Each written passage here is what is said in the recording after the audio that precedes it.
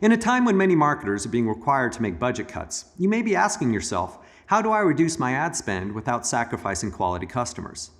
Let's take a look at a way to dig deeper into the quality of your network partners so you can make smarter decisions on where to cut and where to maximize.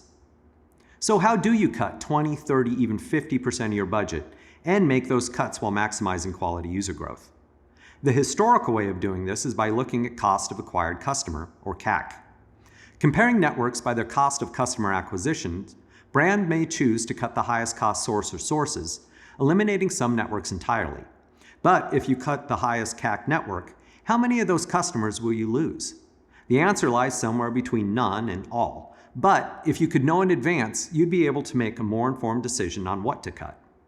This is where incrementality comes in. If an advertisement source was 100% incremental, that would mean no one would have become your customer unless treated with an ad, and that's unrealistic. The opposite is equally unlikely, that no customers were acquired via advertisements. Reality lies somewhere in between. The old way was to cut the worst performing networks. But unlike a pure performance network view where decisions are made solely on CAC, there's a more sophisticated approach which segments customers into proximity and intent groupings, making it possible to see differences in who's reasonably reacting to your ad media versus non-causal conversions. The first dimension is proximity, or the time between the ad interaction and the conversion response, typically an app download. We analyze groups of customers across different proximity bands to see those who are reacting to ads and those who are not. The second dimension is intent.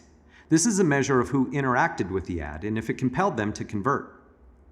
By combining proximity and intent, we measure how responsive customers were to the ad. Quality is how you judge success for your brand. This could be registrations or episodes watched, hamburgers ordered, etc. And when graphing these segments, we can visualize their impact on whether we want to modify our spend for more or less of these customers. Proximity and intent. How responsive were customers to the ad signal? Quality. How performative were these customers? Incrementality. Whether spending with this ad network was necessary to acquiring this customer segment. Combined, these values create customer cohorts that identify where and how we should decrease, maintain, or increase our marketing budget. So rather than doing the old way of cutting your worst performing network, incremental intent identifies key segments across every network and what the most cost-effective actions to be taken are. Influence customers are your best demographic, and ads contributed to them taking action. These are your highest performers where every ad dollar counts. And these segments demonstrate high quality, high proximity and intent, and high incrementality. Testers. These are the customers who had to be treated with ads to convert. They may already know about your brand, but the ad helped compel them to download. And while this group shows high intent, proximity, and incrementality, it oftentimes suffers in quality. These are not typically your highest performers, and you may be able to cut some of your budget here. Search. These are customers who were compelled by upper funnel or lower funnel ads, or as a result of you protecting your own keywords. And while some are highly performative, this segment tends to be over-attributed. Organic customers. As a reminder, an organic customer is one that converted on their own. These are customers who've raised their hand to your brand without having to be touched by paid media. Usually people who are going to download your app anyway, but also happen to have an advertising touchpoint along the way. You may lose some of these customers by cutting this segment, but most would have arrived anyway. And we frequently hear, how can I increase my organic baseline? By using this tool, you can carve around your organic customers. Unrequested incentivized.